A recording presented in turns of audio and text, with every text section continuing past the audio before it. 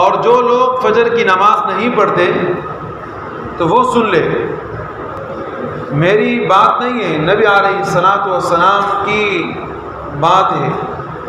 نبی علیہ الصلوۃ والسلام فرماتے ہیں کہ جب کوئی آدمی رات کو سو جاتا ہے تو شیطان آ کے اس کو سناتا ہے، کہتا ہے کہ آرام سے سو جا، اور اس کے گدی کے اوپر 3 گٹان لگا لیتا ہے، کہتا ہے کہ لیل طویل، رات بڑی لمبی ہے، فکر نہ کرنا۔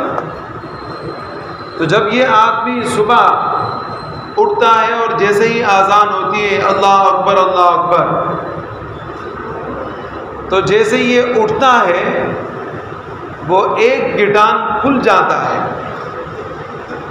پھر اس کے بعد جب یہ آدمی وضو کرتا ہے تو شیطان کا لگایا ہوا دوسرا گٹان بھی کھل جاتا ہے، اور جب یہ آدمی نماز پڑھتا ہے تو شیطان کا لگایا ہوا تیسرا گٹان بھی کھل جاتا ہے، اور پھر اس کے بعد یہ آدمی ایسا ہوتا ہے جیسے کہ بس حشاش بشاش، اللہ رب العزت نے اس کو اچھی زندگی، ایک نئی زندگی، خوبصورت زندگی، برکت والی زندگی عطا فرمائی۔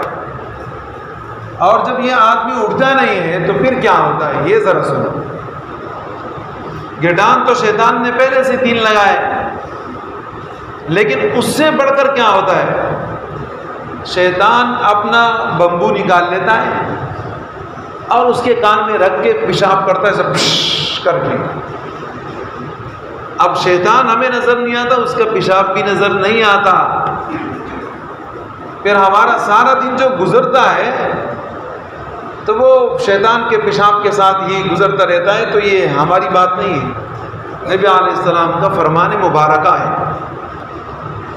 ایک پیشاب کے قطرے سے آپ کتنے دور بھاگتے، پیشاب ہے پیشاب ہے پیشاب ہے، اپنے آپ کو بچاتے ہیں، اور شیطان وہ آپ کے کان میں ہی پیشاب کر رہا ہے، آپ کو بتا رہا ہے کیا ہے۔ تو پیشاب کے ساتھ صبح سے لے کے شام تک گھومتے پھرتے رہو، تو پھر ہماری زبان بھی کچھ بکتی ہے اور ہمارے کان بھی کچھ اچھے نہیں سنتے، اور ہمارا کردار پھر وہ سب کے سامنے ہے۔ تو میرے بھائیوں، یہ فجر کی نماز اتنی زیادہ اہمیت رکھتی ہے جس کی کوئی انتہا نہیں۔